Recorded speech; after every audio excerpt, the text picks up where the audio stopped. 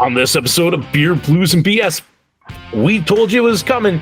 Big D is here, and we're going to hear all about his adventures over in South Korea. We're also going to talk a little bit about wrestling awards. We're going to chat a little bit about women's hockey. Yeah, women's hockey. You know, we always enjoy a good hockey game. Also, I have a big announcement. There's some news. Something is coming this year.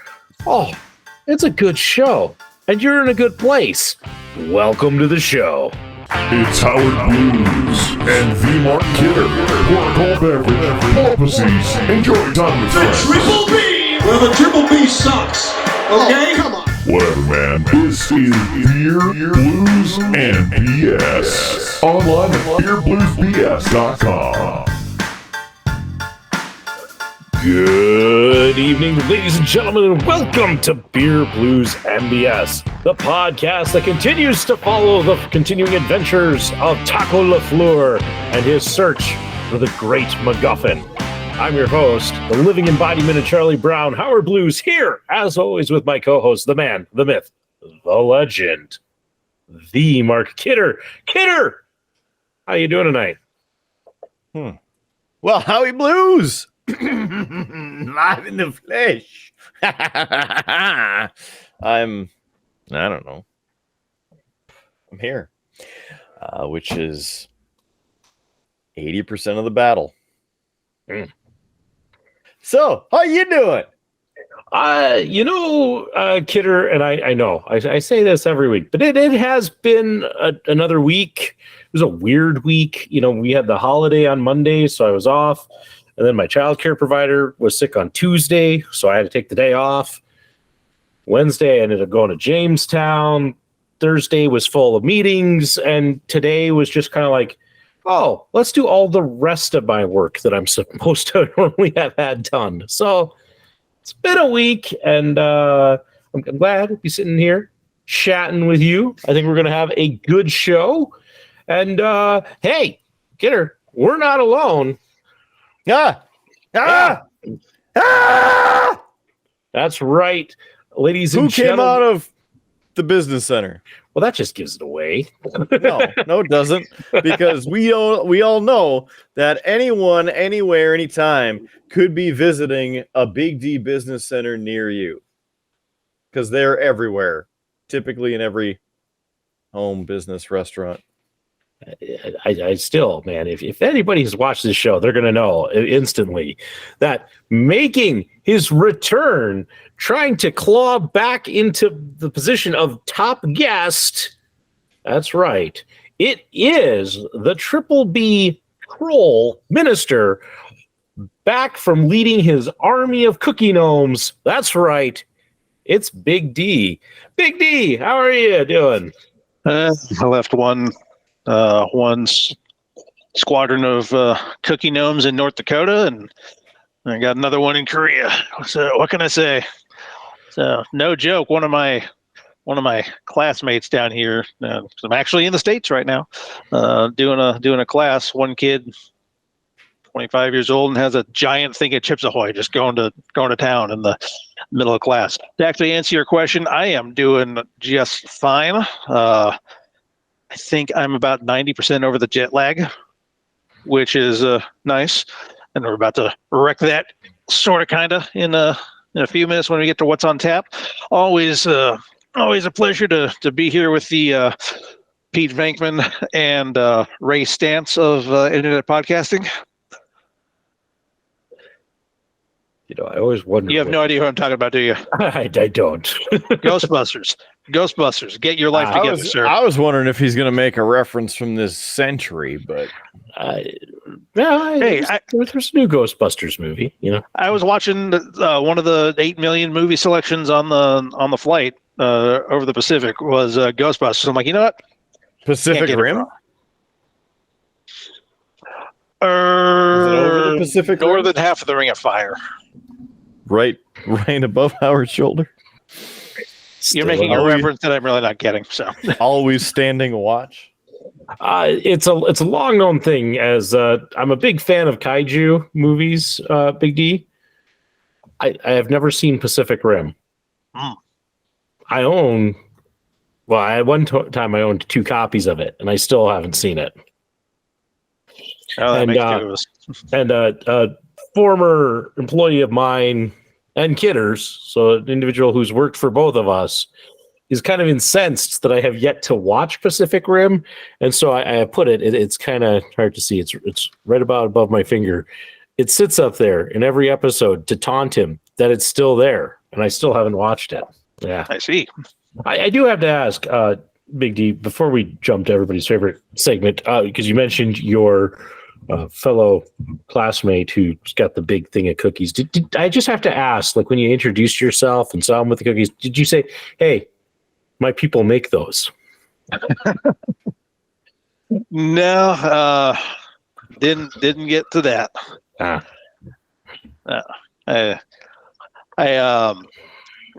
had lunch with him today, and when we were walking back to our classroom, I got the product wrong. I was like, "Yeah, you got your big old thing of Oreos in there." And he's like, "No, sir, that's Chips Ahoy." Same thing. Of course, it's not, but I didn't care. So that's about as far as we got in the cookie discussion. Yeah. You try and save that conversation by saying, sometimes I'm on this little podcast. You should check it out. It's called Pure Blues and BS. Well, I have made reference to one of the either tonight I was either going to be on a podcast with some college buddies from Bismarck, or I was going to go to a casino. I've actually done both, and that casino is disappointing as hell. Well, it makes me want to drink. It was that disappointing. I was going to say, let's end the disappointment. Thanks for bringing us up. Anyway, let's end the disappointment of this transition and get to everybody's favorite segment of the show. What's on tap? Big D, you're the guest. What are you drinking tonight?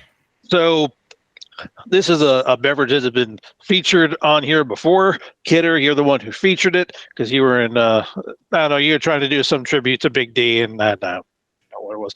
But as I had juice. The America, yep, it's for America or something.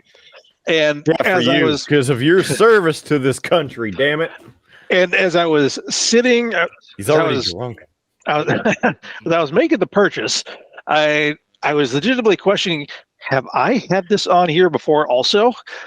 And simply by asking the question that either I haven't or I did, and it jacked my memory up so hard that I don't remember. So you have not had that. You have not had that particular variety of Four Loko. And I've had the green stuff. Yeah, and you have the screwdriver. Like, we already know the details. 13.9% alcohol by volume. Dangerous, patriotic colors looking. But now I recall, Kidder, that you were not a fan of the flavor. So did not bring freedom to my face. Let's see. Oh my God. That's blueberry battery acid. There we go. I'll give it a 2 out of 5, which will go up to 3 out of 5 when I will not have any feeling in my taste buds. Wow. And also, I will lay claim to making it. I'll lay claim to having made an appearance when I popped into chat a few weeks ago. I'm going to count that, even though it was coffee and it was text. Big D rules. I need a gavel. No, doesn't count. The local geek spreadsheet master has already ruled on that. Doesn't count. Well, I rule. Now, did he count that one? Because I know he didn't count the behind the curtain where Big D popped up, because Big D didn't have a drink. That's because Big D was driving that night. So. Right, but we asked this question. I haven't gone into the spreadsheet in a while, Kidder, to look to see if from that live episode, if Big D or if Local Geek counted Big D saying that he was having coffee. So I'll maybe look that up here in a jiffy. But I'm gonna cut in front of you, Kidder, because my drink is boring compared to what Big D's having, and probably boring compared to what you're having, because I'm parent in charge this weekend. And so I am not drinking anything fun and alcoholic. I'm just having this lovely can of 1919 root beer, which I've had on the show before. So Kidder can get past his disappointment in me now and tell us what he's having. Or he's going to sit and text somebody on his phone. Hey, you cut in front of me, man. I was ready to go, and then you had to cut in front of me. And now I got things. You have a show to pay attention to, damn it. Be a host. It's not 2 to 7 Monday through Friday in the Central Time Zone on 96.5 The Walleye, or Saturdays noon to 4 p.m. Central Time on 96.5 The Walleye, on the free 96.5 The Walleye app, and of course 965thewalleye.com. I'm confused. What are you advertising? He's plugging stuff that's not our show. It's his show on terrestrial radio. I gather. Yeah, you know. We have words for that. But my show is the antithesis of our traditional saying about terrestrial radio. So I've had this melting for a while, and I did a pre-pour in it. So there you go. Yeah, James Hetfield there. You can see nice purpley color on that, and it is a Daly's Wild Berry Margarita frozen cocktail straight out of the plastic. Contains alcohol. Freeze, squeeze, and enjoy. A balmy 10 fluid ounces at 5% alcohol by volume. 1% juice. So there's 1% of what Big D has going on in this. This is the American Beverage Corporation out of Pennsylvania. A fruity twist to our classic margarita. Daly's frozen wild berry margarita unleashes a sweet and balanced blend of blueberry, blackberry, raspberry, strawberry, and lime flavors. Enjoy with friends all year long. Simply freeze and enjoy. No blenders, no ice, no mess. Enjoy anywhere, anytime. Gluten-free. Contains alcohol, made with wine. So, question for the crowd. Is this going to be more or less classy than wine in a box? Well, it's wine in a sack, basically, so you tell me. I don't want to. That's a little tart. Woo! Woo! Maybe I should go add some tequila to this. And answering it, no, he did not count Big D's appearance. And but I'm kind of wondering if that's just not him just trying to keep his spot, number one guess. He's like, I can't give Big D anything. Catch up real fast. Yeah, I'll try. But it is hard. It is hard to time things and join from Korea, because generally when y'all start recording at 9 p.m. Central on a Friday, it's noon on a Saturday, and Little D's up running around, terrassing all around the house. So usually takes up a good chunk of my time. No, never mind. Go ahead. What's happening over there? How have you been, Big D? It's been ages. It has been, right? Now it's been good. As I was explaining to Howard prior to starting the recording, Korea this time it's good. Some familiar sights. I can drive this time, which is an improvement on the last time I was over there.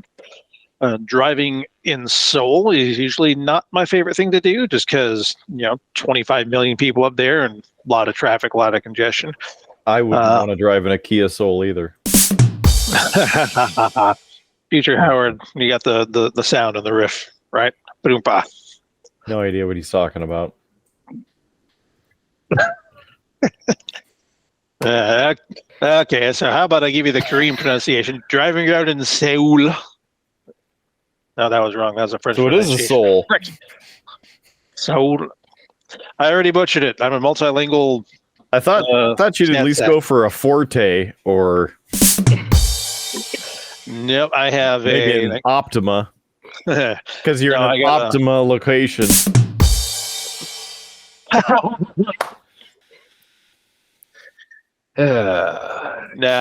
So we got two cars over there right now. One's a Hyundai Santa Fe.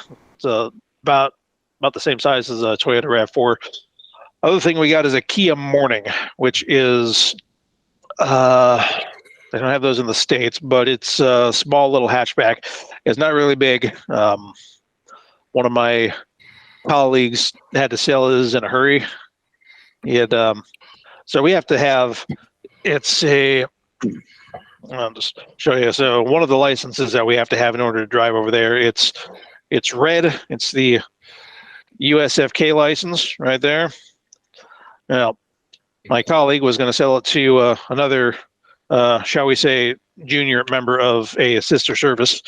And he's like, okay, yeah, we're going to go to the DMV on the day that they were going to close the sale and go and transfer the car because, a few boxes that they have to check. He's like, all right, I can pick you up and we'll head over to the DMV. You just need bring your proof of insurance and your USFK license. And the kid's like, my what? And he had to sell the thing that day. So he stopped by my office and it's like, hey, do you know anyone who wants to buy a car for $500? Like, yeah, Mrs. D and I need a second car because this one car business sucks.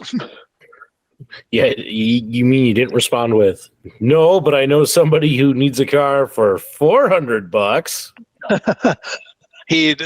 I would have done that, but for the fact that he was selling it to Johnny Numbnuts for $1,000, so he had already slashed his price in half. So I would do it as a joke. I wasn't being serious. Yeah, whatever. Sounds like a buyer's market to me, and Big D missed out. So no, it sounds like you're having a great time. I think you said that the food has been wonderful. Mm-hmm. Yep. Kimbap, bibimbap, and bulgogi is a trifecta of happiness. I'll try and find some pictures to send to you when my computer cooperates. But yeah, those have been the staples. Can't really go wrong with those. But yeah, we've gone a few places. Went up to Sokcho for my birthday back in October, which is in the northeastern part of the country. Revisiting a place we were at last time. Hiked up Ulsanbawi in Sadaksan National Park. That took that was a several-hour event, but it was good. Little D joined us for that, of course, and I had alluded to all of his energy earlier. He climbed up that mountain with us like a champ, and barely 5 years old. His birthday was like a couple of weeks prior, so he had just turned 5, and he tackled that like he was doing it all his life. So, how's he adjusting to life in South Korea? I mean, because I would have to imagine that there's some difficulty understanding. Like it's a big change from stateside. Yeah, and he's done great, and a lot of it was Mrs. D and I kind of gearing him up beforehand, like, yeah, this is going to be a big adventure and we're going to see a lot of interesting things and meet some nice people and do all sorts of interesting things over there. So he has had a volatile lifestyle in terms of where we've lived. He was born in England. We moved when he was 6 months old to North Carolina. That was because of the nature of my crossing over to the dark side. We were on the road for all of 2019, and then 2020 COVID, and that was all an upheaval. And then we moved to North Dakota, and now we're international. He's done done pretty well. He's got a bit of an attachment, but certainly understandable. He's going to a Korean kindergarten right now. About half of his class are American or otherwise English speakers. His teachers, the staff at the school, they are lovely. Different levels of English than others, but generally they will generally teach in Korean. But the other they do translate some that they're able to, and also the kids that are there have picked up enough Korean that they're able to help each other all out. So, yeah, no, he's done pretty great. Good. That's good to hear. I don't know that my son could probably handle something like that. He's such a stickler to like, this is this, and this is tradition, and this is the way we do things, and don't you dare mess with any of it. Yeah, we do have to establish plenty of ritual. Dominance. Oh. Things are different in that part of the world. I'm trying to avoid causing an international incident, Kidder. Oh, I don't know. I mean, it's just interesting now because that gives you some insight into what life was like for Kidder growing up.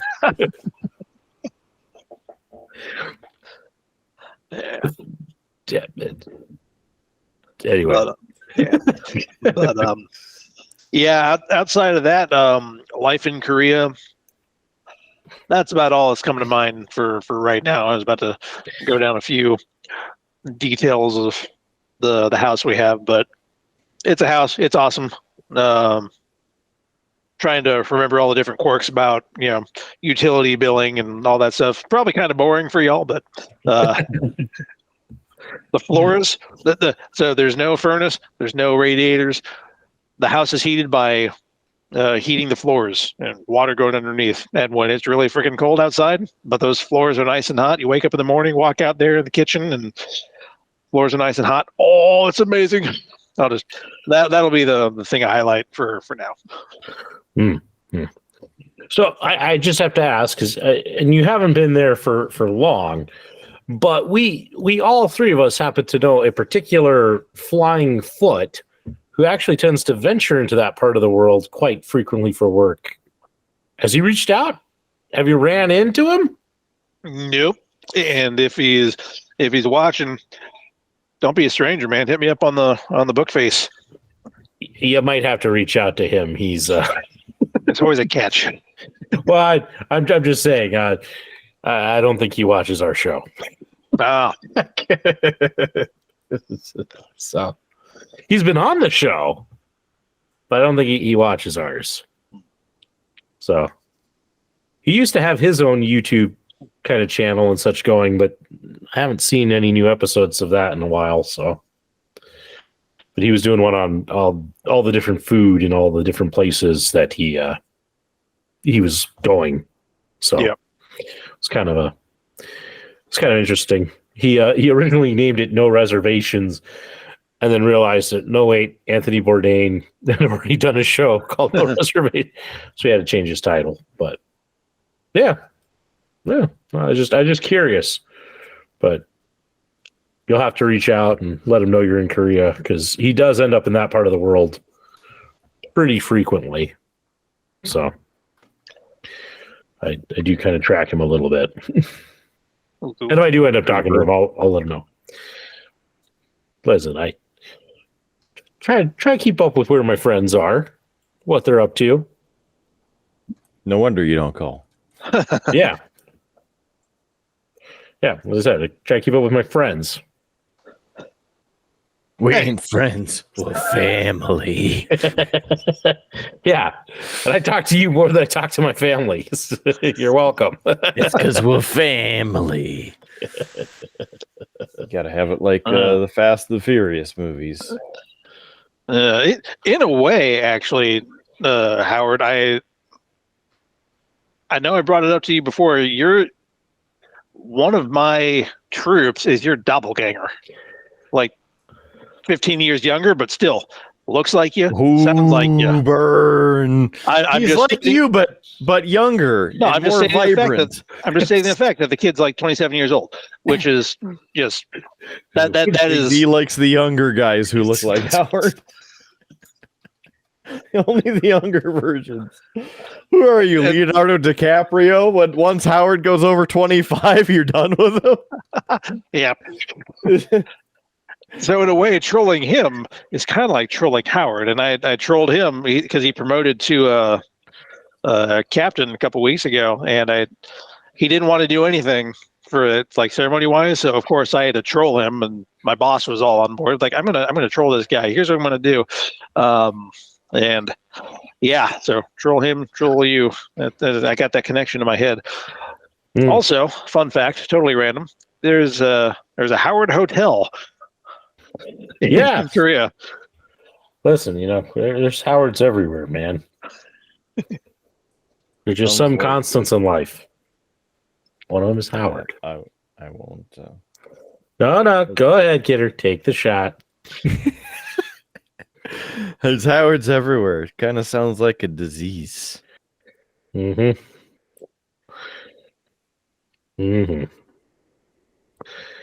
Boy, we're all chippy tonight. I'm just picking up on that. Kind of day. Yeah, I see. Been a week. Well, yeah.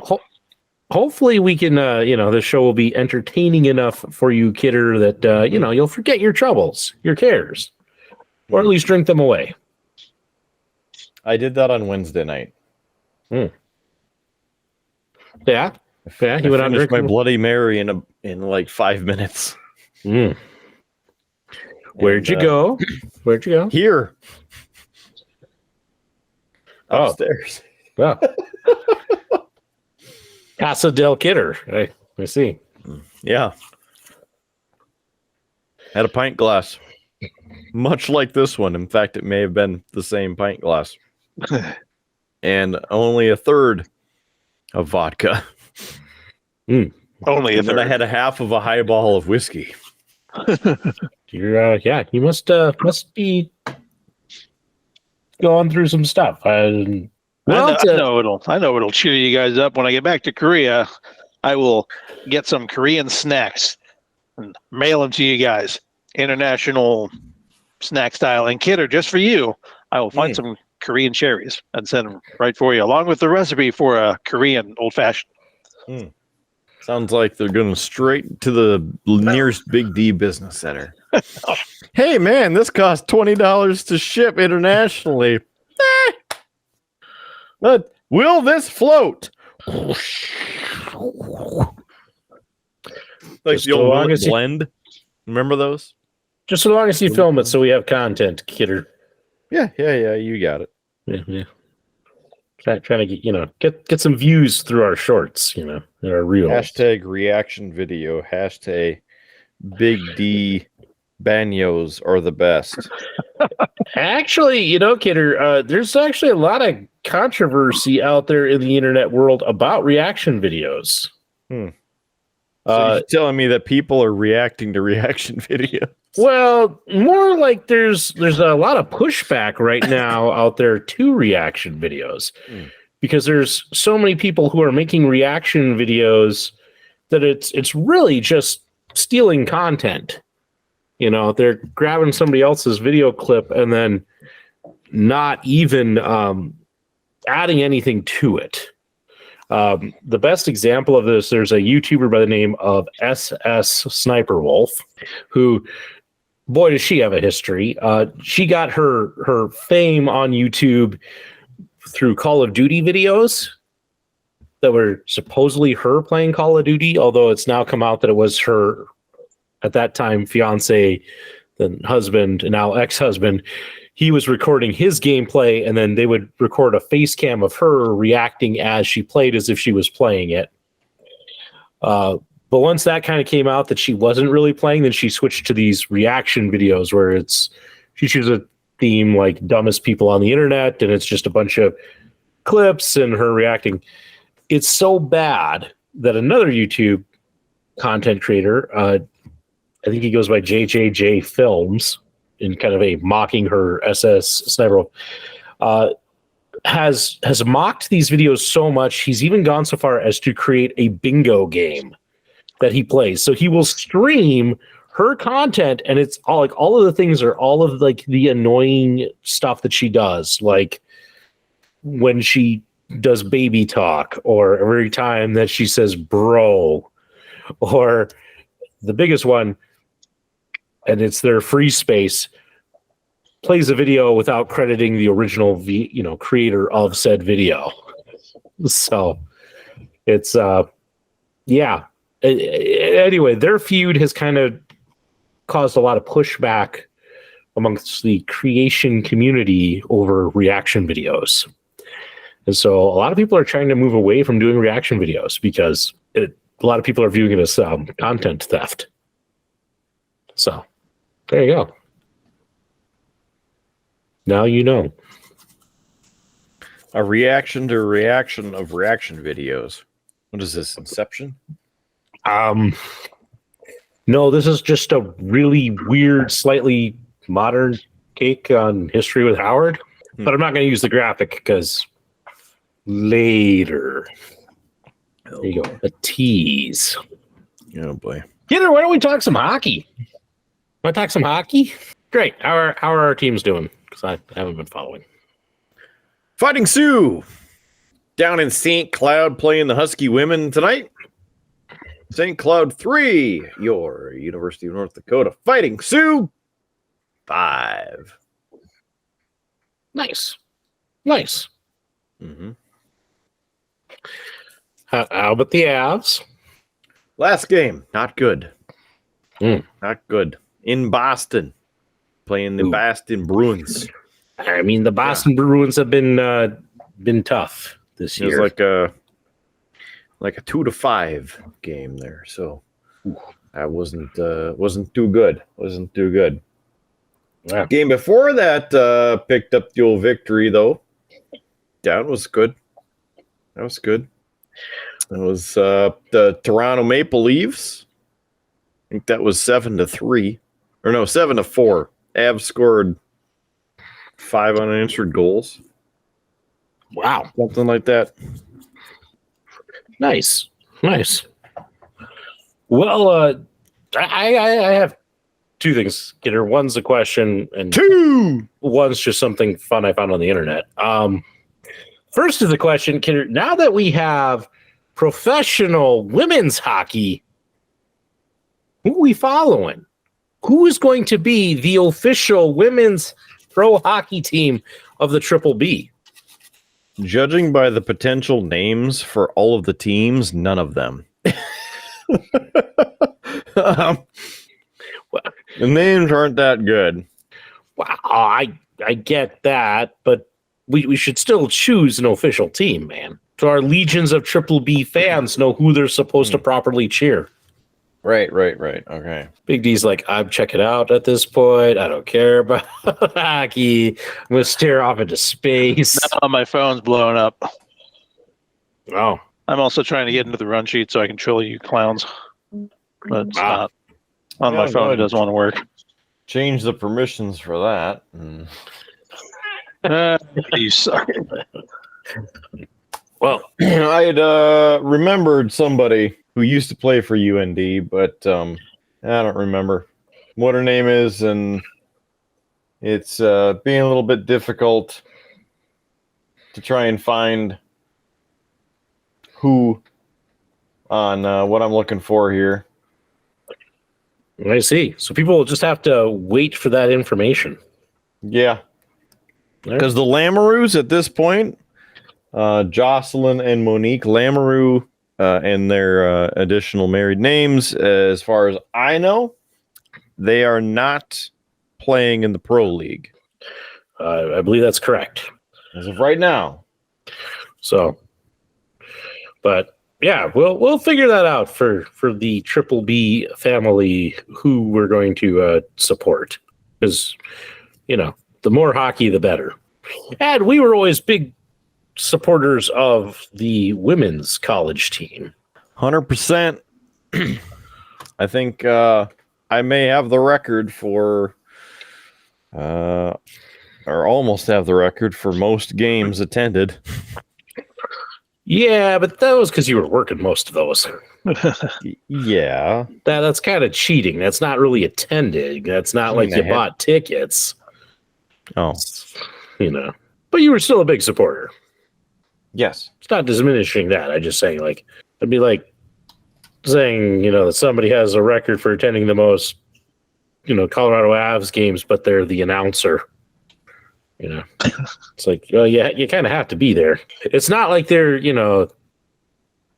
the smiley green shirt guy who goes to all the WWE events. Right. Well, that's a totally different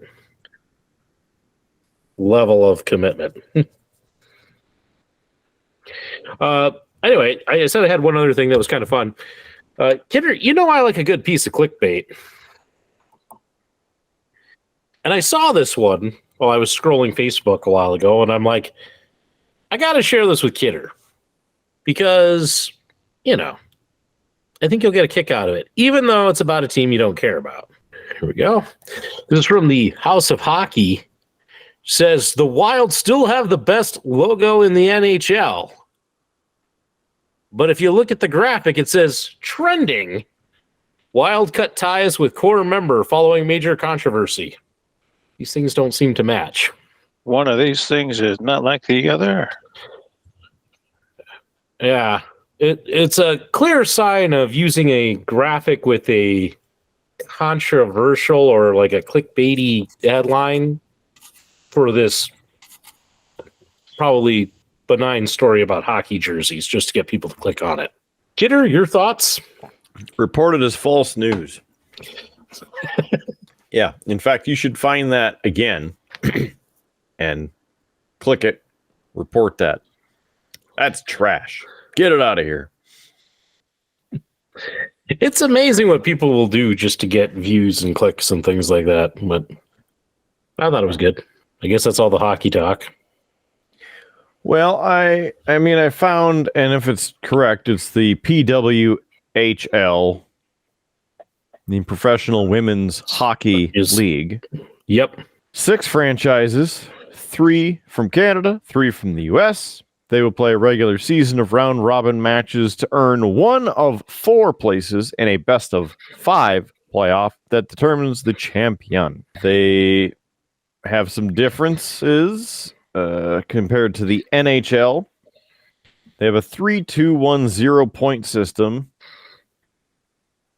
Terminations of penalties following a shorthanded goal. Best of 5 shootouts. And greater restrictions on body checking.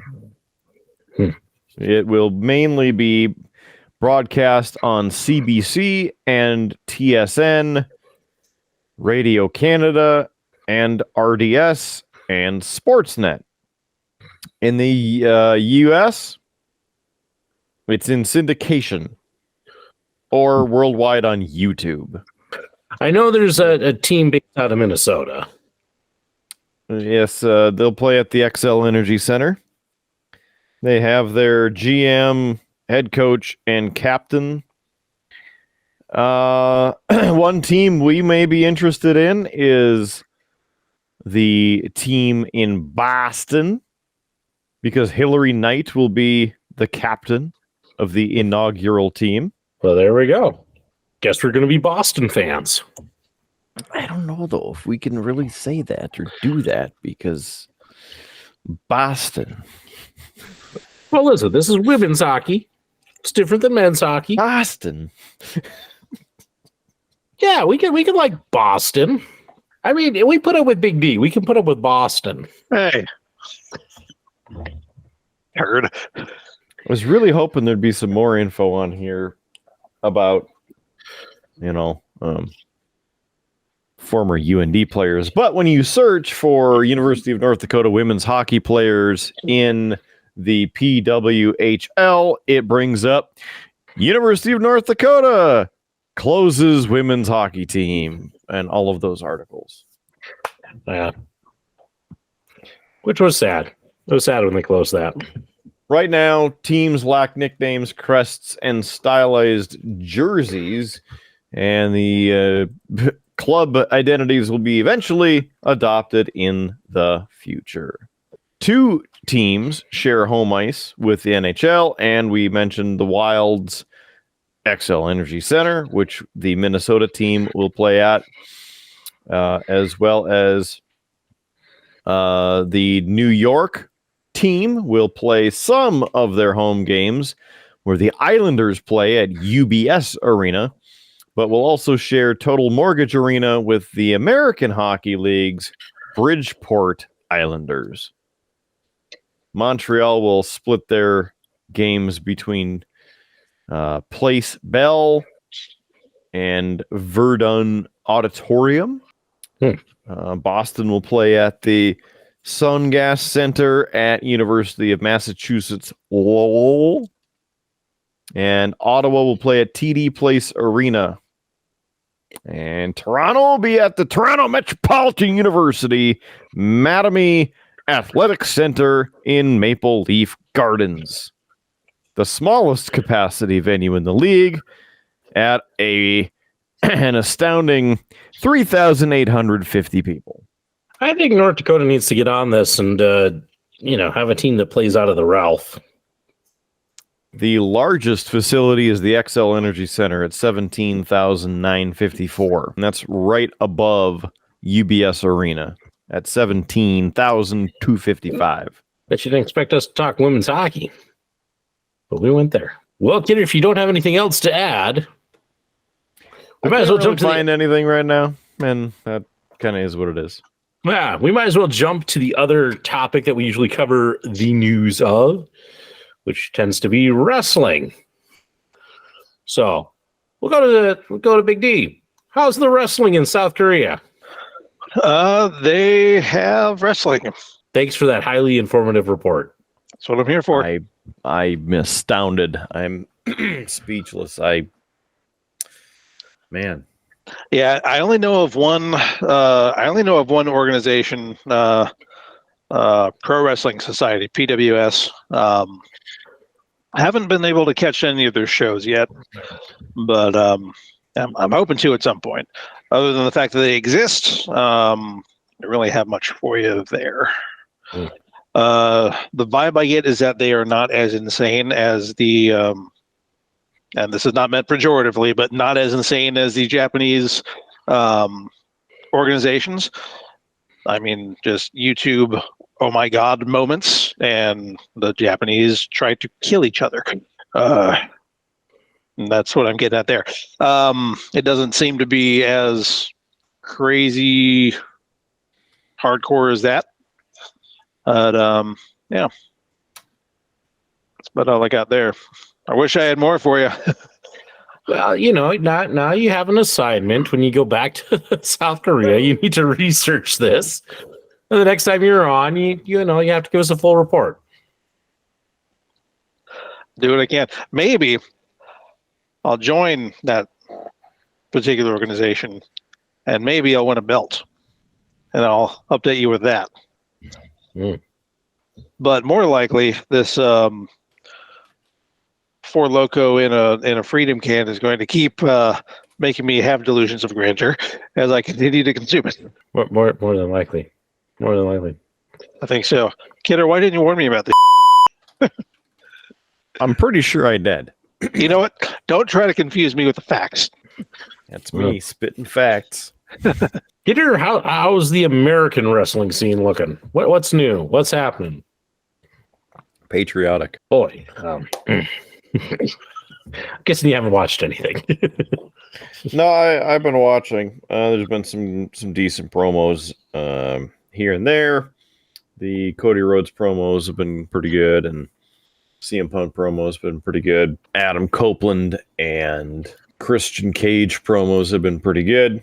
But I fast forward through most of it, waiting for the Royal Rumble, which is 1 week from tomorrow. Allow me to bring some content to the show. Kidder, last year we did this with the Wrestling Observer newsletter. They put out their annual list of awards. They usually don't do it till February, so we don't have them out yet for at least another month. But the Pro Wrestling Insight or Illustrated put out their list of awards for 2023. And hey, we get to play a fun guessing game to see what Kidder thinks of some of these. And get his opinion. So we'll start at the bottom, work our way to the top. So the first one that we have here, the most popular wrestler of the year. Would you like to take a guess? CM Punk. Good guess. I know it's wrong, but LA Knight. Yeah.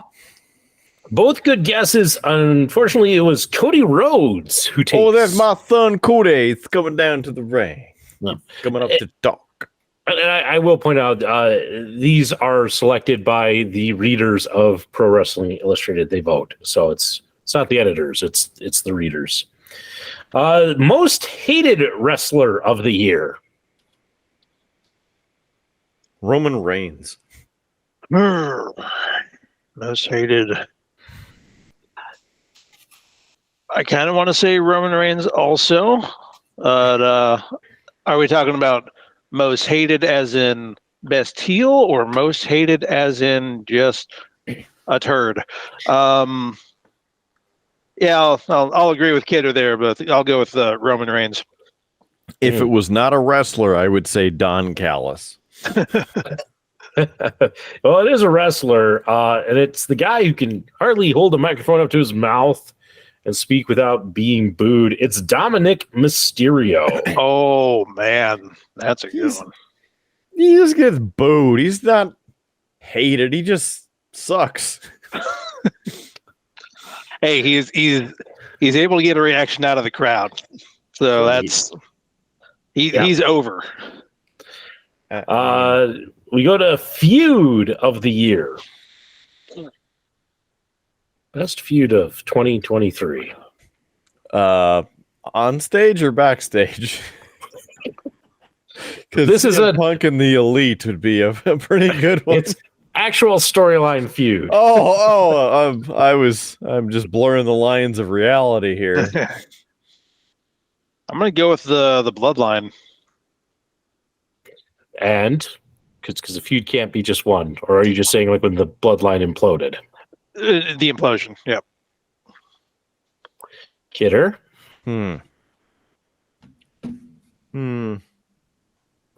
Howard the Ref and Tuscan Twos Jr. Yeah,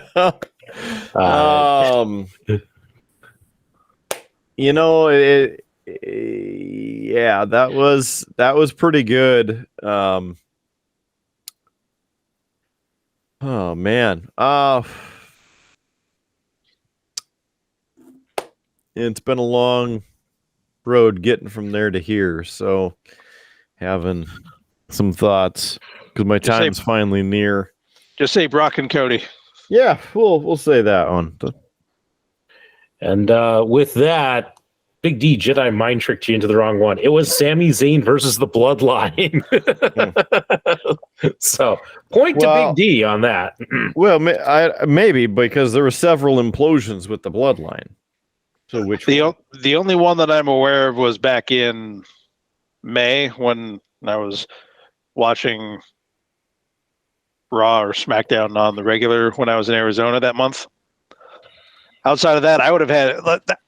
I threw that up there just because that's the only one I knew about. Yeah, that's good. I'm counting it. We go to Indie Wrestler of the Year. I'm just gonna say me.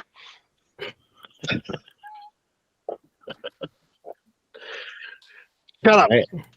Kidder, you got a guess on this one?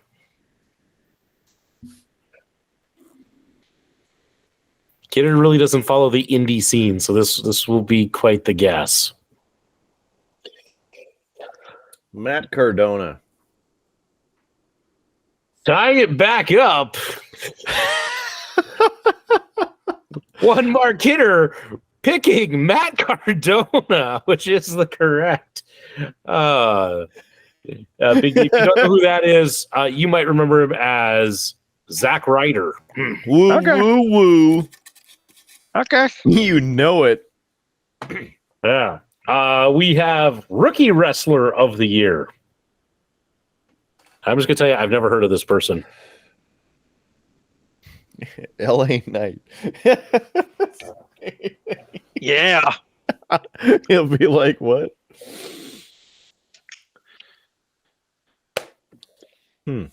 Cora Jade. Don't think she was a rookie this year, but I don't know. I'm just gonna say me. Okay, well, neither of you got it, and I wouldn't have expected either of you to. It is Sol Ruka. Okay. Gesundheit. We have Most Improved Wrestler of the Year. How about promotion? I'll give you WWE. LA Knight. I don't know about that because I mean the bit that I've seen of him, he's pretty on point to begin with. Just because I think it might piss Kidder off, I'm just going to say Dominic.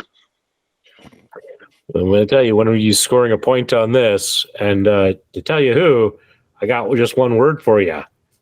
Yeah. That's Okay. right. It's L.A. Knight is the Yeah. Well, I'll raise to that. Comeback of the year. So somebody who made a return in 2023. CM Punk. Yeah, Punk. You would both be wrong. It is Trinity. No idea who that is. That Trinity. No, absolutely not. That is garbage. And this list is bull. Howard, I think you broke him.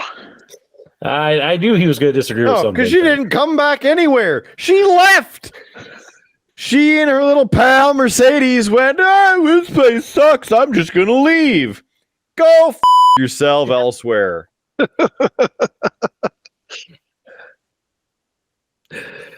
All right. Well, Monet. with that fiery speed, Tell you what I can say. just stop. Future Howard's like, I hate this guy. I can't. It's only what, 3? That's not even bad for me. I know. Anyway, brings us to the most inspirational wrestler of the year. I'm kind of hoping that Big D says Bo Dallas. I'm just going to say Gunther because of how long he's had that IC belt. And yeah, I know it's not as long as Reigns has had the belt, but Reigns hasn't defended squat.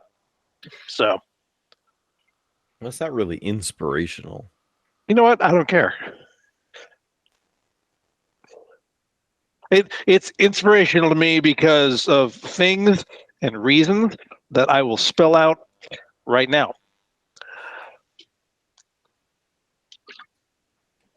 That's all. That's 4 good reasons right there. Probably -4.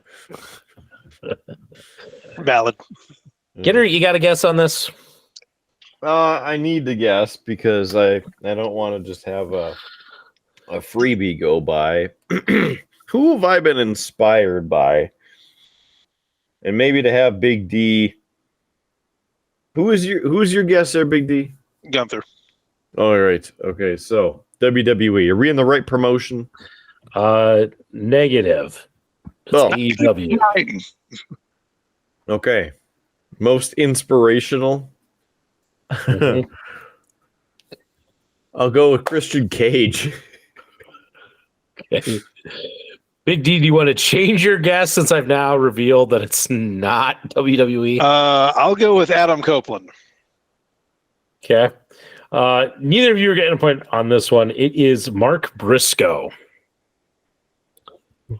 All right. I mean, I don't know if he's like truly inspiring. It kind of seems like a pity vote because he lost his brother, but all right. Okay. Match of the year. Gunther Sheamus. good pick. It's a good pick. This is gonna be tough because I don't know much about much in terms of matches and what's been had. I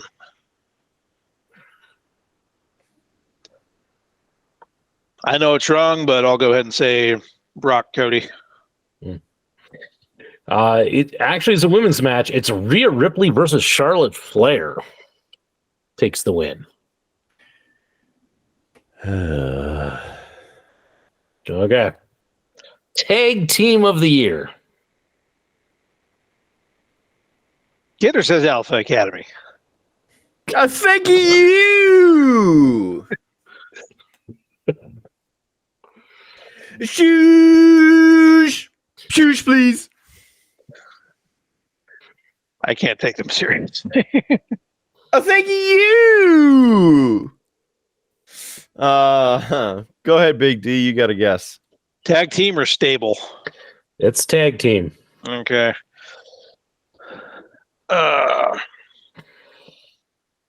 Usos. Okay, Kidder.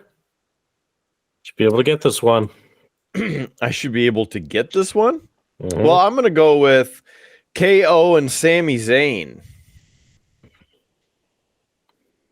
It's the Usos. I'm disappointed. No, What? it's the greatest tag team of all time. FTR.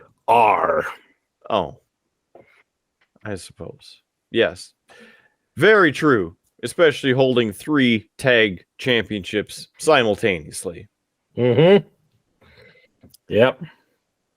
See, but I take this with a grain of salt, so I'm trying to swerve when they're swerving the opposite way because they're drunk as fuck.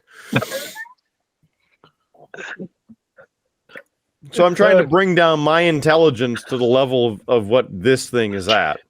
Yeah. Anyway, faction of the year. They probably went with the Bloodline. I'm going with Judgment Day.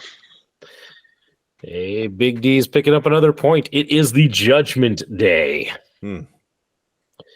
All right, 2 more to go. Women Wrestler of the Year. So the top Rhea female Ripley. wrestler. I didn't catch what Big D said. We said the same thing. Points around, it is Rhea Ripley. Give me her third win on this list. So, good year for Rhea. And then that brings us to the Male Wrestler of the Year. Who's bringing home the top honors? They probably think Roman Reigns. Cody. It's neither of them.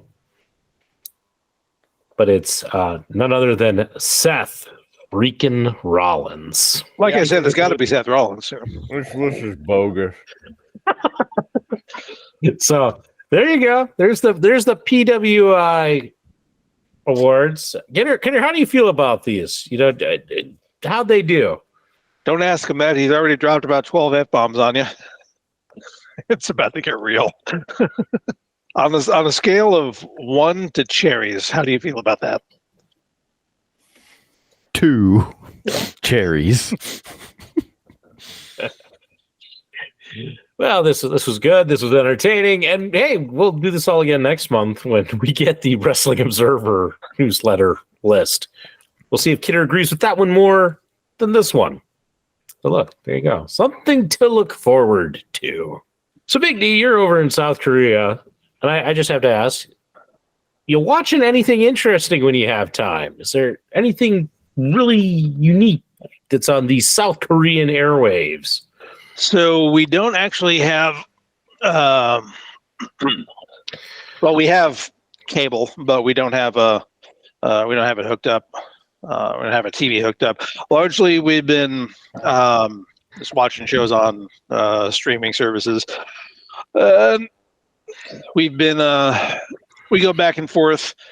Sometimes we'll binge some Friends. Sometimes we'll binge the Doctor Who series, which we actually just started up again. We did the not all of Matt Smith, but we did the second half of Series 7, where Clara is introduced yes, for the third time or however many times, if you track that particular arc. It's when she was actually her in present day England. Second half of Series 7 bled into Peter Capaldi's episodes. And we're kind of working our way through to Jodie Whittaker, and then David Tennant 2.0. At some point, it'll be on our screen. Looking forward to that. Yeah, we won't spoil it. I was going to tell Kidder, I finally watched the last 2 specials, so I'm all caught up.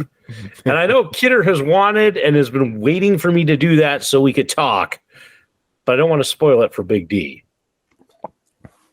So Last 2 specials, as in Jodie Whittaker specials. no, it's the 4 specials they did here, 3 with David Tennant, and then the new Doctor. Oh yeah. So I don't want to ruin that for you. Well, I'm going to forget you mentioned anything. So go for it. I'll keep it from. So I don't care about spoilers so much. I'll keep it from Mrs. D, and then life will be good, and I don't have to walk around with a helmet. So. Okay. So How's that Kidder, normal? Like different.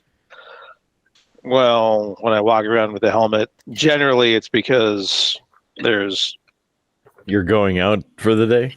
there's expeditionary type crap or exercise type crap.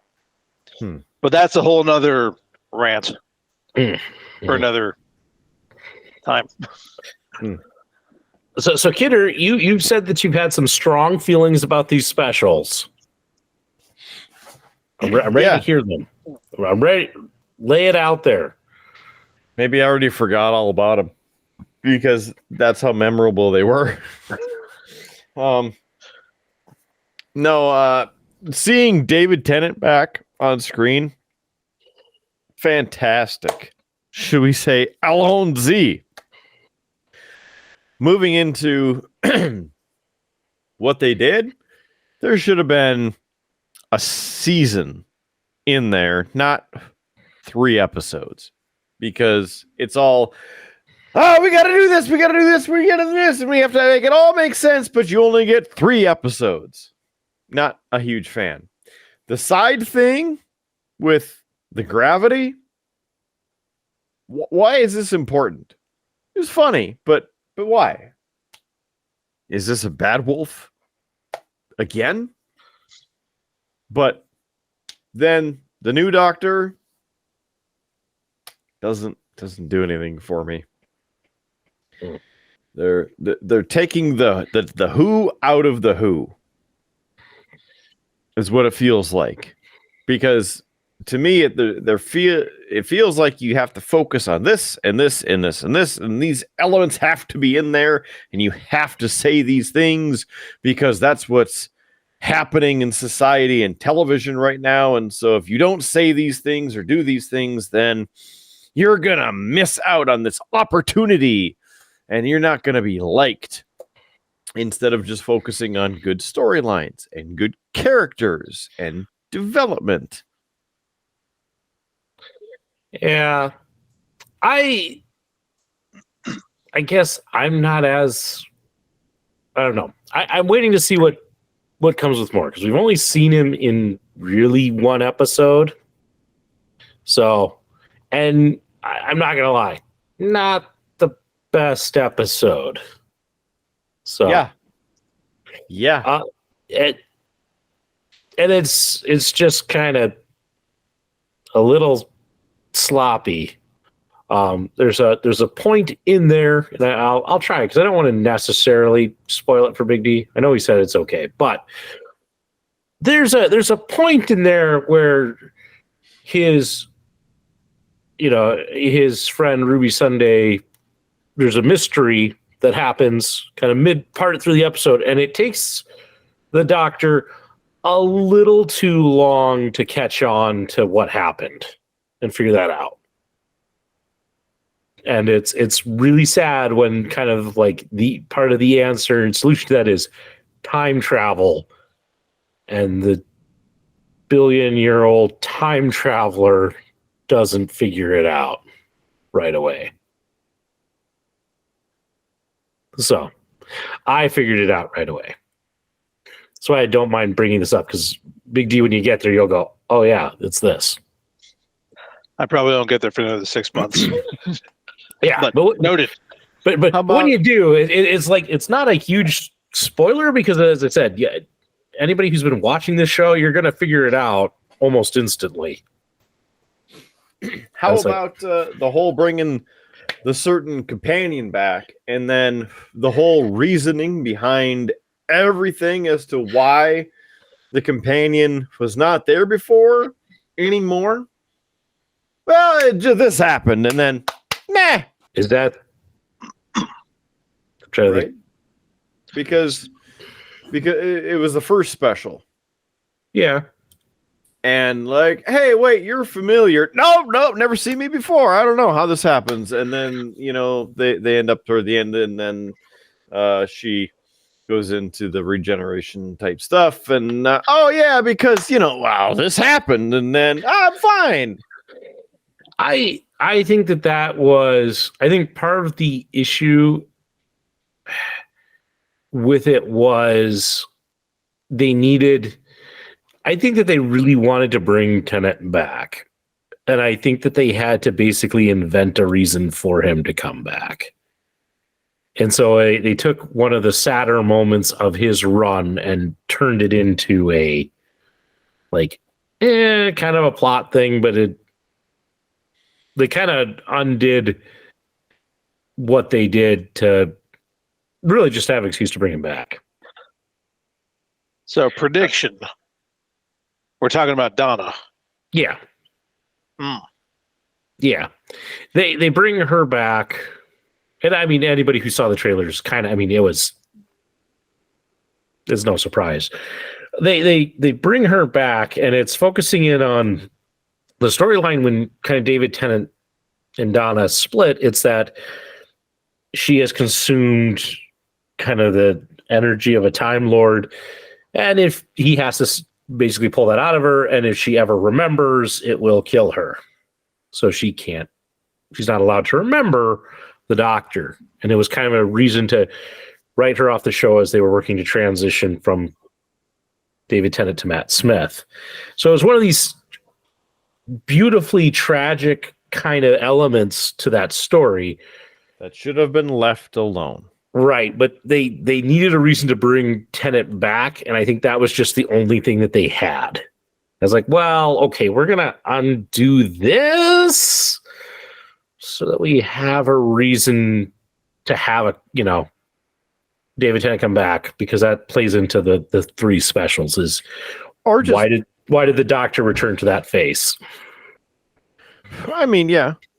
Or it could have been any of the other million people that he came across during those seasons that he interacted with. Like, let's bring back Kylie Minogue, right? Like, she wanted to come back to Who? Bring her back. Yeah, she died. But did she? Apparently not. Maybe her brain's going to get smoked by some extra stuff. Whatever. I think that it was just kind of who they had, and it's sad because they bring her back and it's like, oh, this was, Donna Noble was the Doctor's greatest friend. And it's like, yeah, she's kind of the most annoying companion.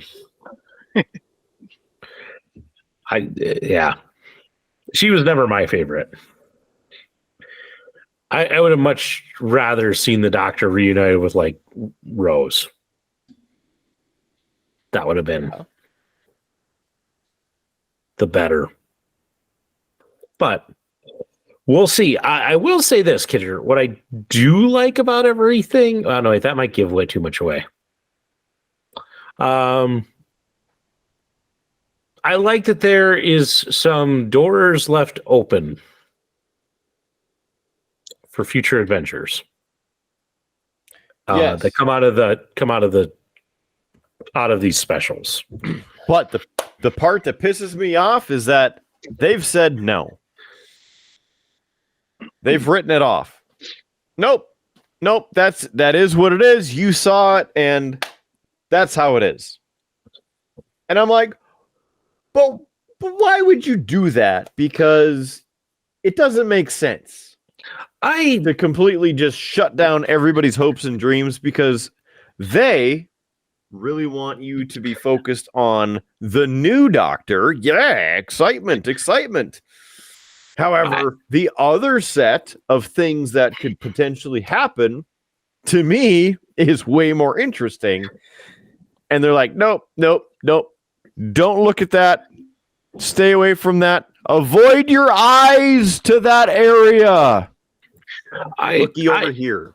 I think that, they do need to get buy-in into the new Doctor because ratings on Doctor Who have gone down. I mean, you can kind of sucked for such a long time, i.e. Matt Smith. I know the ratings went up. I just think he sucked. Right. But what I'm saying, though, is you watch it go up with Matt Smith, and then they changed to Capaldi, and that's kind of where it declined. And I don't even really blame Capaldi. I think the story writing got really kind of weird and out there. And it just kind of, yeah. I call that a product of Stephen Moffat leaving the show because, I mean, he was a writing genius in my opinion. He does write some really great stuff. I think that the longer he was on that series, I think he ran into hitting the same tropes. He was very obsessed with making the Doctor older and older and older. So there's a lot of episodes where and the Doctor stood here for a billion years, punching his way through a rock to get out. He defended the town for, on Christmas for 1,000,000 years, just so that he could say that the Doctor's 1,000,000 years old. He does some things like that I think he really struggled with. Because his first season, I liked his first season with Matt Smith. I thought that was beautiful storytelling. I think the second season he was trying to pull what he did in the first season, but he had a lot more time to figure out the first season than he did the second. And I think it just wasn't quite as good. And I say this, Moffat wrote some of my favorite episodes of all time. Don't Blink is a Stephen Moffat episode. Yes. Silence in the Library is a Stephen Moffat episode. Girl in the Fireplace, Stephen Moffat episode. So he's written some amazing ones, but he's also written some stinkers like Dinosaurs on a Spaceship. On a spaceship? Was that before or after Snakes on a Plane premiere? It was after. And it was, and there's a famous interview where he's like, and you can do anything. We could take a title like Dinosaurs on a Spaceship. And we then made that episode. And it's like, it's not one of his best. But I think that Moffat came out strong, but at the same time that he was doing Doctor Who, he was also doing Sherlock. And I don't know if Kidder, I don't think you've ever watched Sherlock. Not yet. Big D, have you ever watched Moffat's Sherlock Holmes? Yes, and I wish it would have gone on for way longer than it did. Yeah. I mean, that was pretty brilliant. So I think that, he's trying to run two shows. He's putting a lot of energy. I think he just, as I said, I think he just gets weaker towards the end. And then, by the end, I think, you had a lot of people who really loved the Matt Smith, Amy Pond, Rory, those three as kind of an acting trio. And I think people just started to tune off. I don't think everybody liked Capaldi's crankiness, even though I was a huge fan of him as the cranky Doctor. Definitely cranky at first. He lightened up a little bit as his tenure went on. Yeah, I mean, but that truthfully, crankiness has always been a trait of like the older doctors. If you watch like the first Doctor, he's just cranky all the time. And then the second Doctor was a bit more of a goofball. Third Doctor was more of a secret agent. The fourth Doctor went back to being cranky and a little out there, very close to David Tennant based his performance off the fourth Doctor. So it's the same kind of. So I think you had that. And I think that it just because the ratings were down and then you bring in Jodie Whittaker, and I haven't seen any of that season, but I think that they had a lot of issues. I don't think they had the best showrunner for that. Yeah, Jodie Whittaker, the little bits that I saw from her, she did good with what she had. She did what she could with what she had. She just didn't have very good stuff given to her on paper. Yeah, I think I watched a like critical breakdown of like her first episode, and I remember it was like, and the TARDIS crashes into this train, and she comes through the roof, and she's fine. It's like there's no injuries to this. It's, yeah. I think that they had some issues with that. And I think that, bringing Russell T Davies back, I think he wanted to bring back Tennant as a way to try and get people back into watching Doctor Who. And then, he's got to transition to somebody else. So it's very much as Kidder said. It's, hey, come look at the new guy. Give him a chance. So we'll see. It'll be interesting. I'm looking forward to seeing some more Doctor Who. So it'll be good. It'll be good. While we've been talking about Doctor Who, somebody dared throw that we should go to everybody's second favorite segment of the show, and that's What's on Tap, Round 2. Drink. I'm still drinking this, so I don't know who put it. Well, I can look to see because their cursor is still sitting there. Big D, apparently you want more than just a Four Loko to drink? I don't know what you're talking about, sir. My cursor's not there. That's because you moved it.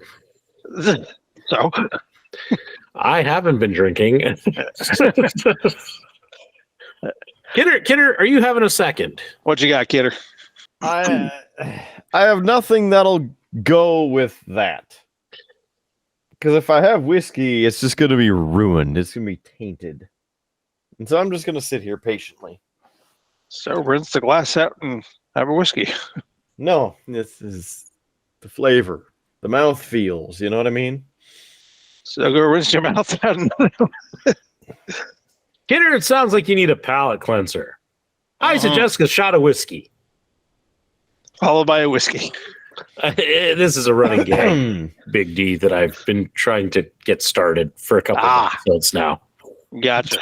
It's just so happens that Kidder's like, it'll ruin the whiskey, and so it's just kind of a failed thing. I'm switching over to body armor.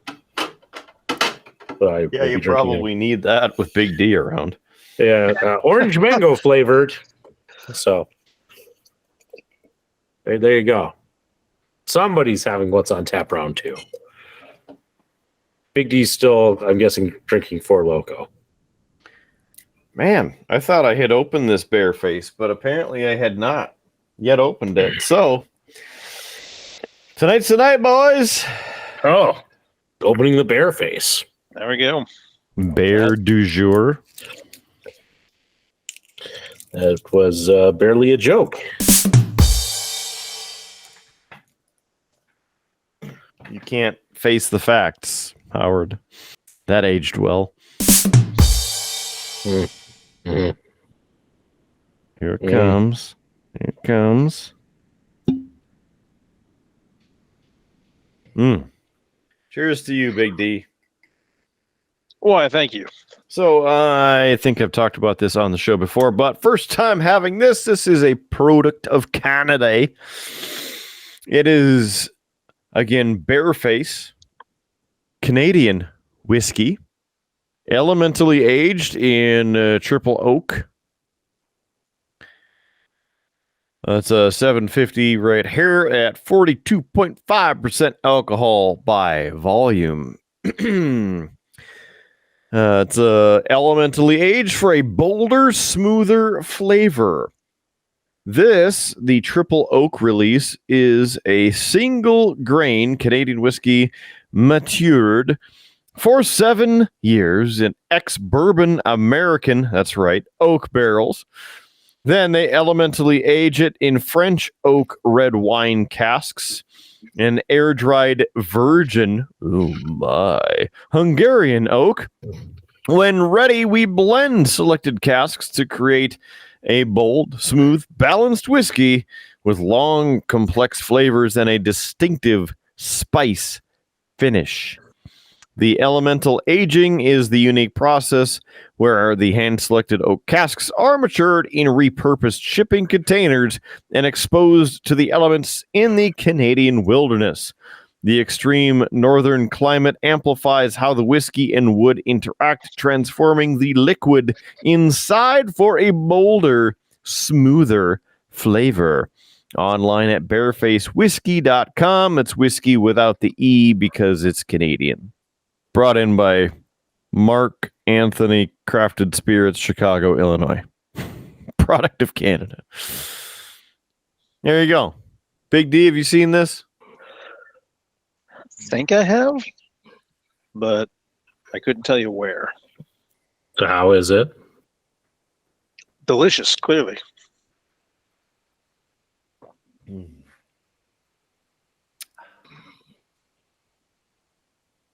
The peppery notes are fantastic.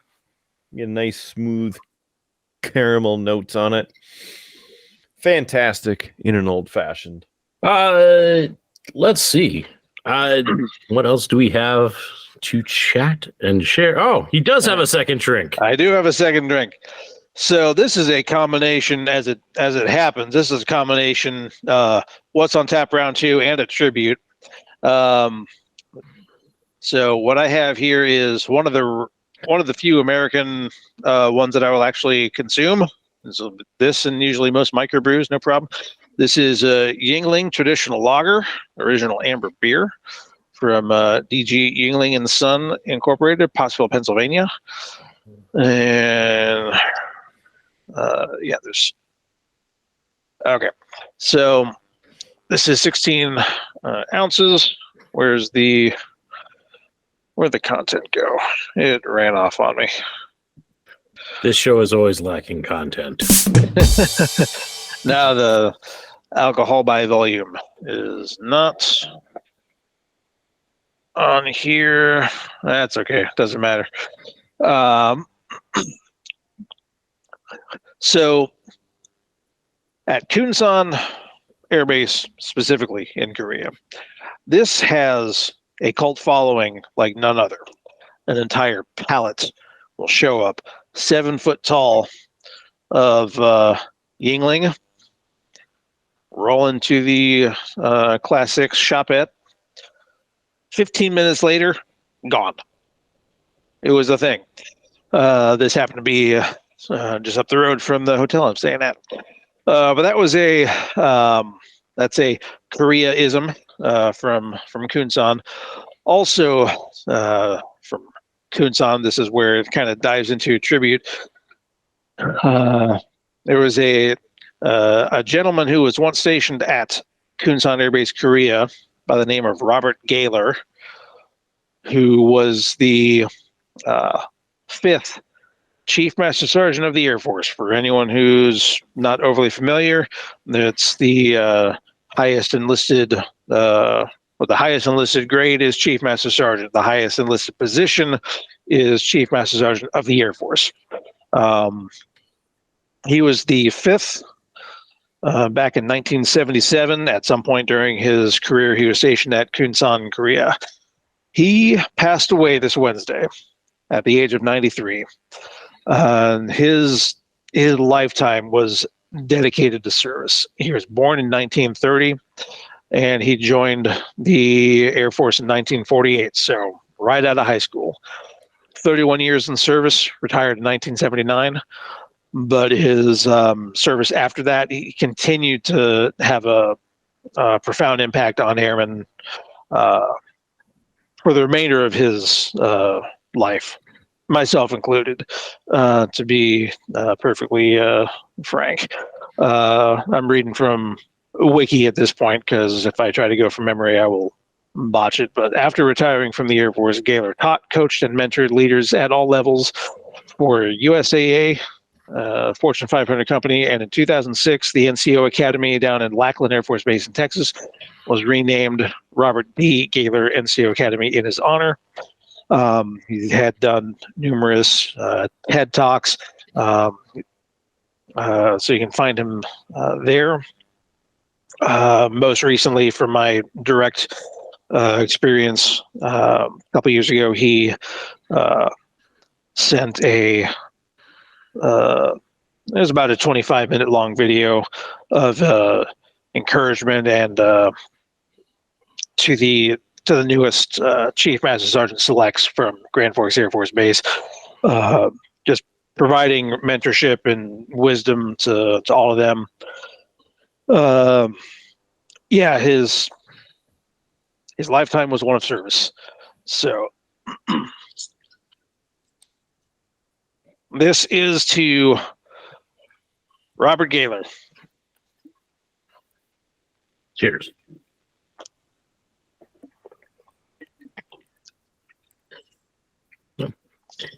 And for the record, Yingling is 5 out of 5.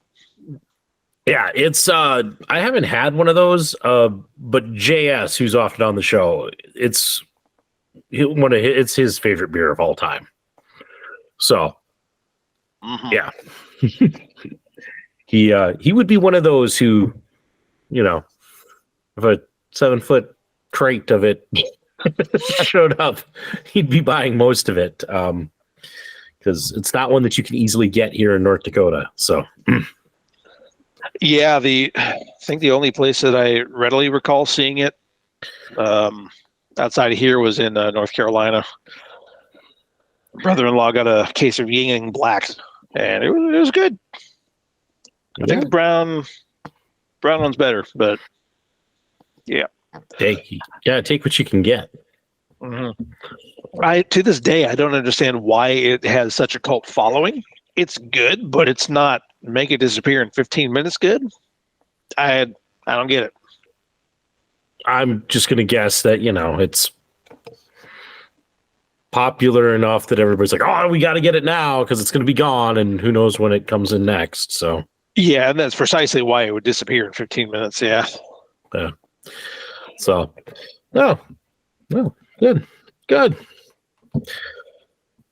Well, gents, I know we are coming quickly close to the end of this show, but a couple of things to share. One, I haven't given a health update in quite a while, but for those who have been following, all of my stuff got to have a visit this week with a cardiologist, checking out the old ticker. And it was because they're back in November, did a CT scan of the heart and found that there was a mild bit of plaque buildup in my heart. They score it, and like it can go up into like 2000s or so. My score was a 10, but it was all in the LAD, which is also has the wonderful name of the Widowmaker. So went to the cardiologist to see, like, hey, do I need to be concerned, worried about this? He was a gruff old military guy, and I think he was more annoyed that I was wasting his time because he's like, if it's not a 300 or 400, we're not worried. So, hey, the the sad thing is I apparently annoyed a cardiologist. The good news is, guys, heart's good. So that was good news this week. So now we just got to figure out all the neuro stuff. So, woo. Well, that's good to hear. And here's hoping you never have to have an angiogram because those suck. Ask me how I know. I'm guessing because you've had one. But Yes, it sucks. Never mind. I Future Howard would have had to do a little extra work. Sorry. Balls. I'm trying to be family show, kidder. Come on. Balls are family.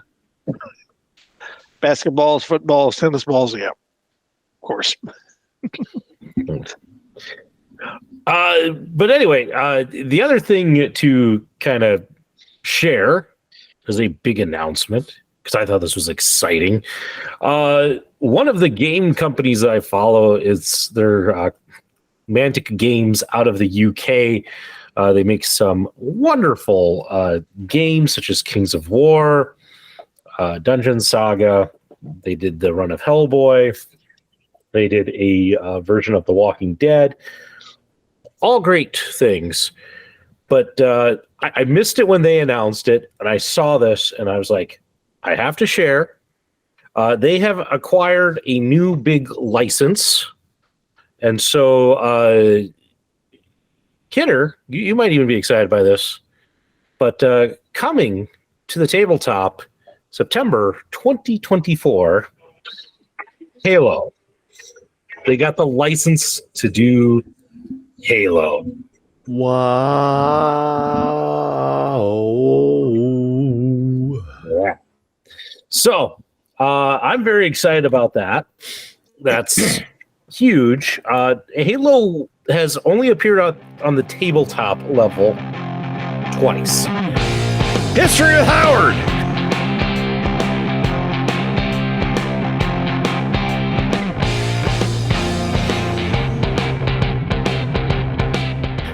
Once as Halo Clicks, a weird variant of Hero Clicks. So it was a collectible miniatures game, which I have a few pieces of. The other company that got it to do it in a hobby scale was another company out of the UK. That was Spartan Games, and I'm not gonna lie, they're out of business now. But they kind of botched having the Halo license because they got the Halo license, and of course everybody wants to play dudes on the map. And the first Halo game that they launched was Halo Fleet Battles, and it was all the big capital spaceships, which is not what you think about playing when you think about playing Halo. And then by the time that they got around to like, okay, let's get down to the ground level, they decided that they were going to make it mass army scale. And so to do that, the miniatures I think they were 10 millimeter miniatures. So like instead of having your usual 28 millimeter miniature, so like this would be one Spartan, you would have a little bit bigger base and you would have 3 little figures for your 3 Spartans on it. Needless to say, by the time they got that out, they were not in a good place, and the company soon folded, and that seemed like that was going to be the end of any Halo. But Mantic has it. We don't have a lot of details. They said that they will be releasing a trailer in March, which should give us more. But I will say this, and it's what's got me excited. They talked about in the announcement that the best part of Halo is, having your squad and being able to take cover and have firefights. So I'm hoping that this is 28 millimeter and that I'm going to get some really cool Spartans and Covenant figures to hobby and paint up. So super excited about it. Halo the series season 2 is out about the time this episode is being released. Cool. It's supposed to be way more kick-ass than the first, and hopefully not as whiny. Yeah, hopefully. Well, so Kidder, I have to ask, you gonna play Halo on the tabletop with me? I suppose that means we need to be in the same room or something. So maybe. Plausible. It's like the Mythbusters. Plausible. And with that classic committal from Kidder, we've been talking for quite a while. I have the kids tomorrow.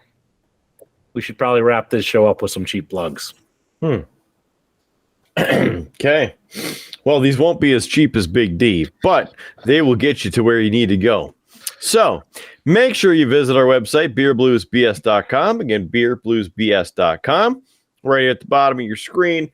We'd love for you to help us succeed and continue carrying this show into the future. Beerbluesbs.com. You can buy us a beer, buy us a round, buy us a whiskey drink, buy us a vodka drink, buy us a lager drink, buy us a cider drink.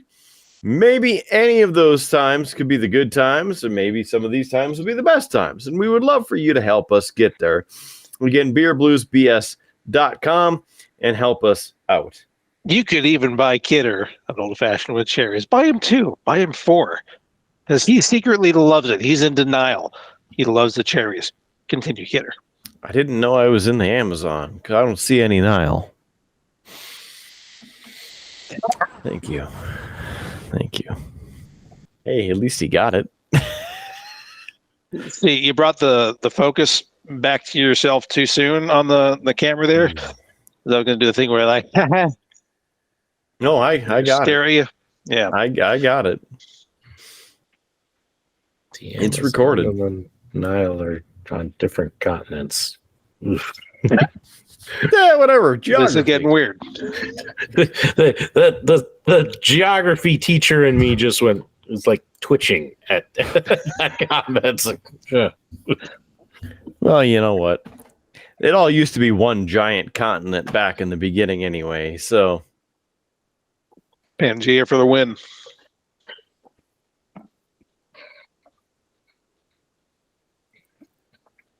He was like, why is Big D using weird words? He's such a dork.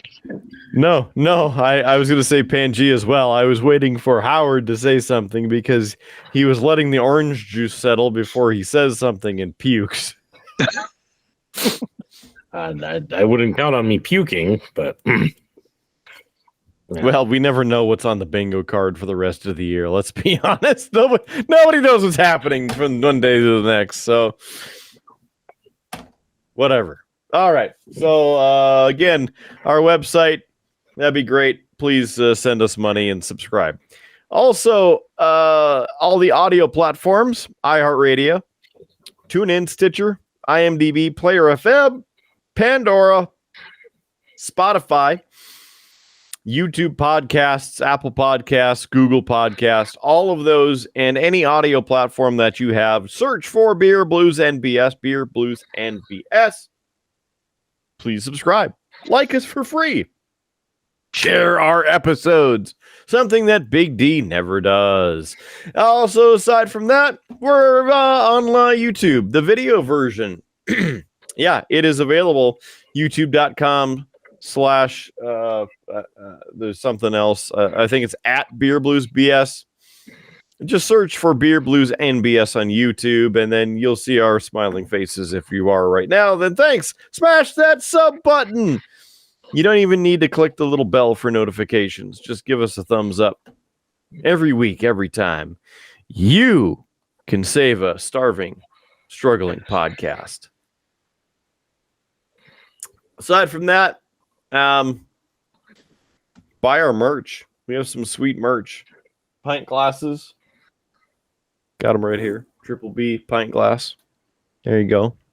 Nice pint glass. How about the perfect old fashioned? And that is a giant NO. NO. No to the cherry O. And you could even, get a water with hops and grain. Comes in large sizes. How about a triple B sign? got signs. You could have one of those. That'd be great. Lots of stuff. That's available. Streamlabs.com/beerbluesbs. Also beerbluesbs.com. But streamlabs.com/beerbluesbs, a great place for you to visit because it's also a great place to subscribe to us. $1 a month will help avoid a starving Howard. $1 a month. I mean, we're rolling up into the $100 a month range to keep this show rolling. Somewhere around there.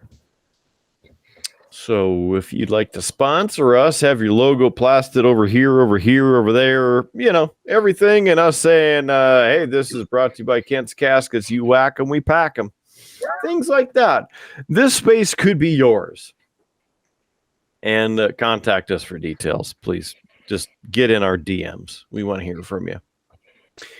All right, that's about enough cheapness. Oh, yeah, Big D Business Center. You get the T-shirts. You can get the shower curtain. You can get all the other cool stuff. Streamlabs.com/beerbluesbs. Yeah, featured at the new retail outlet, Bed Bath & Beyond Creepy.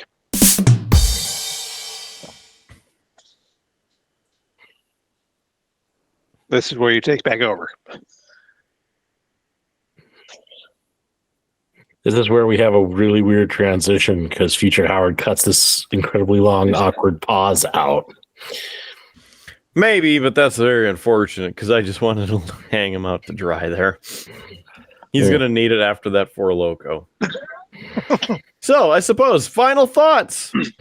Big D, you've got some business. Go ahead. Flush it down at us. Flush. And check out that beerbluesbs.com and send Kidder some cherries. That's all I got. Return to Zenda. Return to Zenda. All right. Howard, you got some final thoughts over there? Aside from you can't wait for this thing to be over.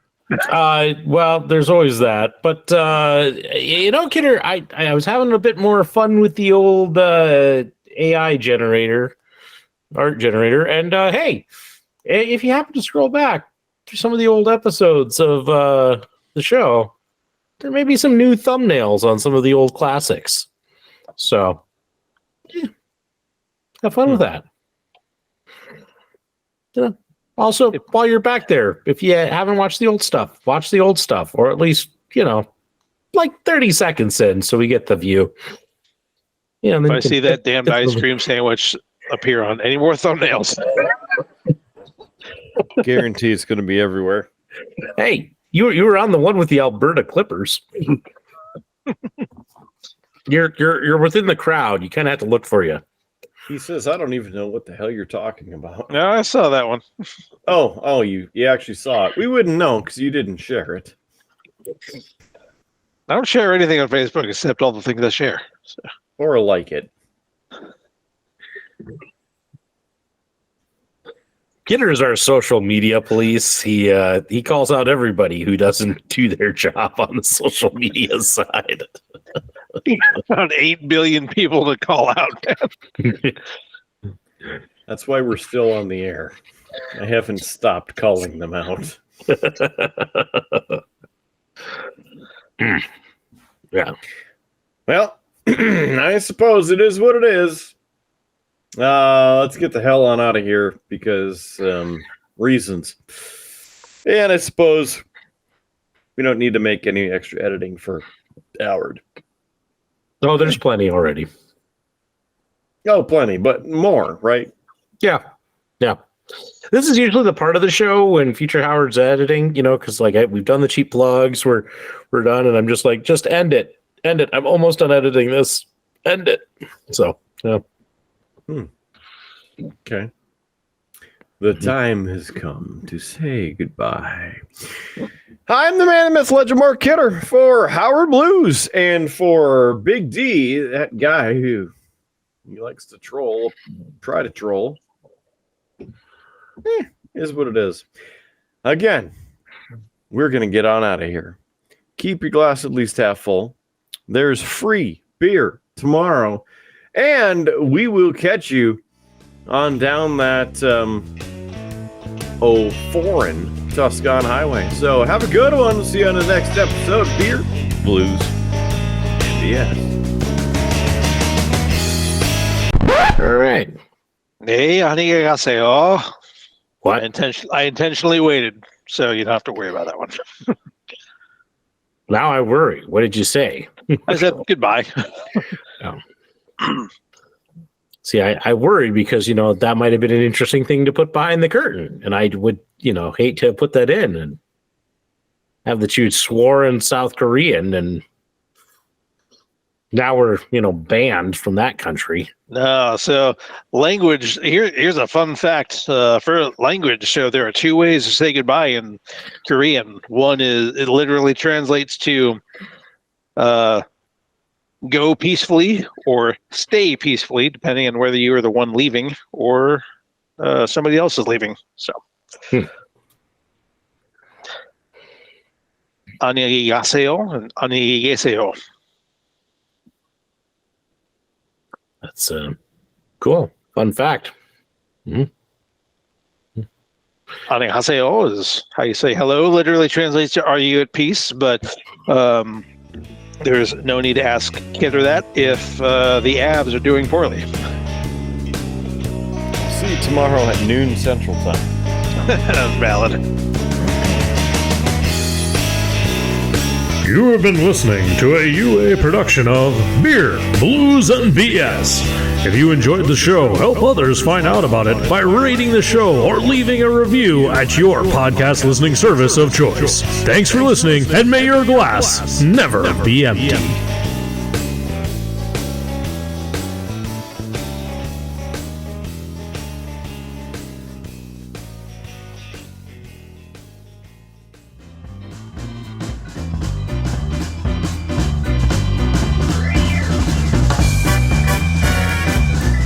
UA Productions presents A Glimpse Behind the Curtain. Hey, it's Kidder! Sunshine. Wait, I thought I was Sunshine. I call everybody Sunshine. That's because he's just a ray of depression. I was going to say it's that way that he doesn't have to remember anybody's names. Hey, you with the hair. Sunshine. Hey, That's gotta you make with it, the like- skin. Sunshine. It's got to make it confusing when you walk into like a room full of people and you're just like, "Hey, Sunshine!" And, like everybody turns to look like, me? Me? Yeah. Ugh. All right. I think the laptop's finally cooperating. I might be able to switch over. Yeah, okay. That's fine. That's what happens when you buy some kind of crap from Korea and you think that it's going to work, right? First of all, screw you. Second of all, it was from England, and the processors just shot all the hell. Third, as I was explaining to Is it Howard from a this moment decade? ago. Actually, no. It's about 5 years old. I was griping to Howard about this, but I had a laptop on order to get sent to an Amazon Dropbox here in Montgomery. Supposed to be here 2 days ago. The snowstorm over the eastern half of the country just delayed everything. So it just now, like 5 hours ago, left Memphis after a few days of a delay. Just sounds like somebody doesn't like you. Yeah, see, this is now the fourth trip within the States that something horribly wrong has happened with weather. 2 Christmases at Mrs. D's family's place. Record ice storms in a place that doesn't get ice storms. Oregon.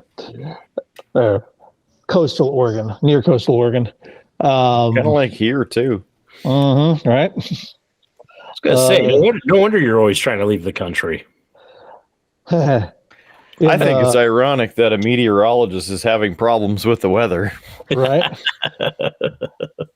In August, when we were transiting out of here, went to Oregon. Record You were heat wave. transitioning? Are you okay? Transiting, you nerd. Hey, man, I didn't want to ask about your personal views or problems. That's okay. You Oh, do stop you, it. but he's got a business center for that, too. The record heat, and hardly anybody out there has air conditioning, so that was fun. And then now here in the States, again, snow and then more snow. It's gonna get I bad. love you anyway.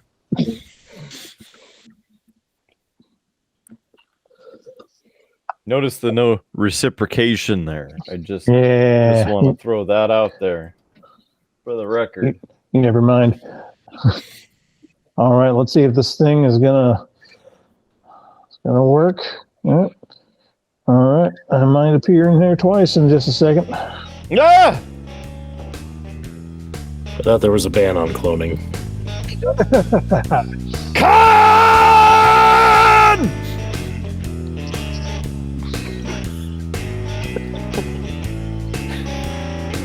He hasn't learned that you just come into this call and you just turn the volume way down. Yeah, let's do that right now. Holy crap, it's already at like 28%.